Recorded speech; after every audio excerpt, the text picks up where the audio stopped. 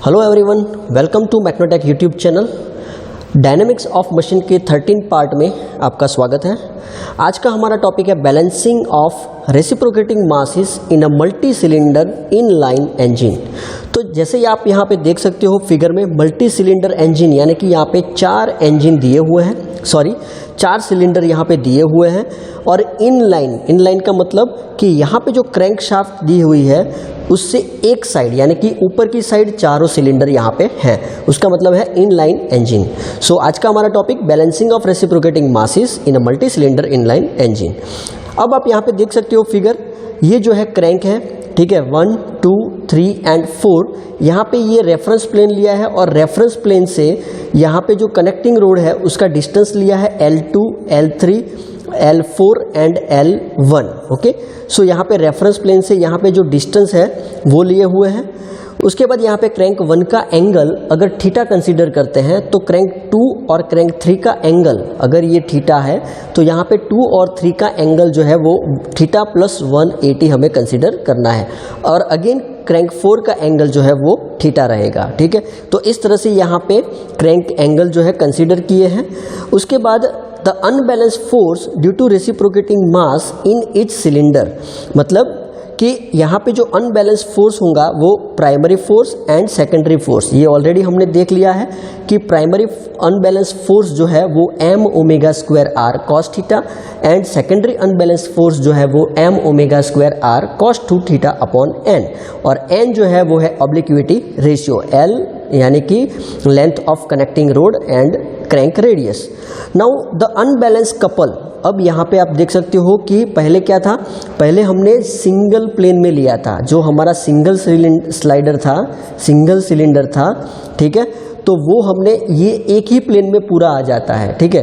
अब यहाँ पे मल्टीपल सिलेंडर है यानी कि 4 सिलेंडर है तो यहाँ पे कपल प्रोड्यूस होगा, ठीक है। सो यहाँ पे अब हमें कंसीडर करना है unbalance couple about the reference plane, यानी कि यहाँ पे हमने रेफरेंस प्लेन लिया है पर्टिकुलर इस फिगर के लिए। So reference plane due to reciprocating mass in each cylinder, okay. तो यहाँ पे प्राइमरी कपल जो है वो होगा m omega square r, l को मल्टीप्लाई किया है cos थीटा, ठीक है। सेम यही इक्वेशन आएगा लेकिन यहाँ पे l को मल्टीप्लाई किया है कपल के लिए, ठीक है। कपल यानी force into distance, so distance के लिए यहाँ पे l को मल्टीप्लाई किया है। सेम वे सेकेंडरी कपल के लिए यहाँ पे m omega square r l cos 2 theta upon n।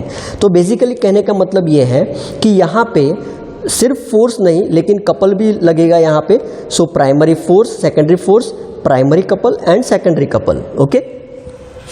Now अब हमें क्या करना है, बैलेंसिंग करना है। तो बैलेंसिंग के लिए जो सबसे पहली कंडीशन है वो क्या है, condition for the complete balancing of, excuse me,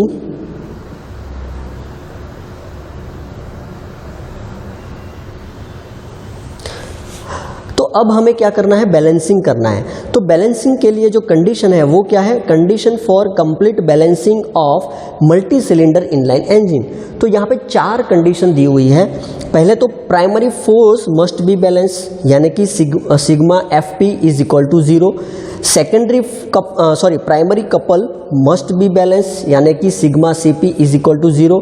secondary force must be balance is equal to 0 and secondary couple must be 0 यानी कि sigma CS is equal to 0।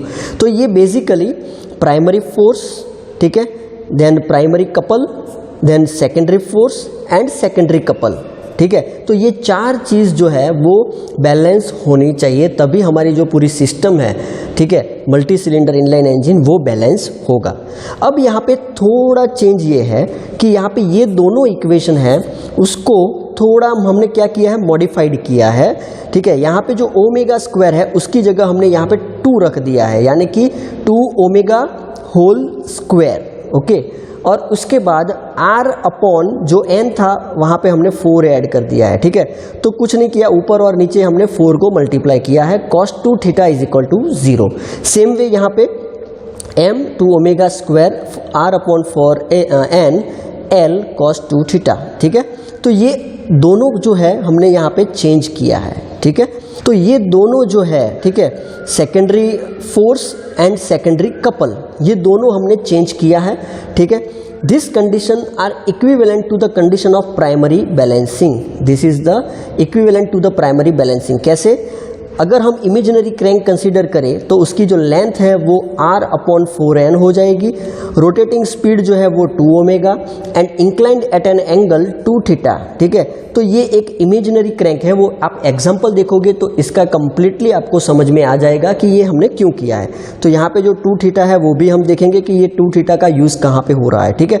So basically अभी आपको ये याद रखना है कि ये दो इक्वेशन है वो इमेजिनरी क्रैंक जो है वो बताते हैं, ठीक है। So this imaginary crank is known as a secondary crank. This imaginary crank is known as a secondary crank, okay.